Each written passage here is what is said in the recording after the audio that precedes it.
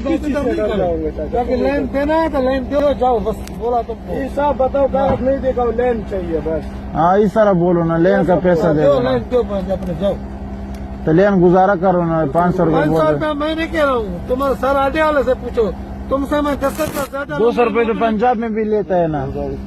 मैं तुमसे 10 रुपया ज्यादा ले, मैं अपने बाप का नहीं होगा। 500 लेता है, 500 लूंगा।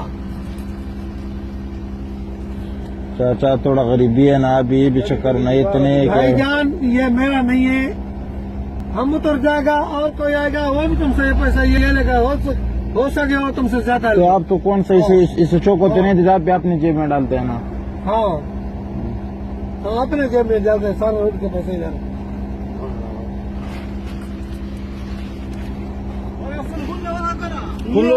कड़े पूरा 500 रुपये में लगे।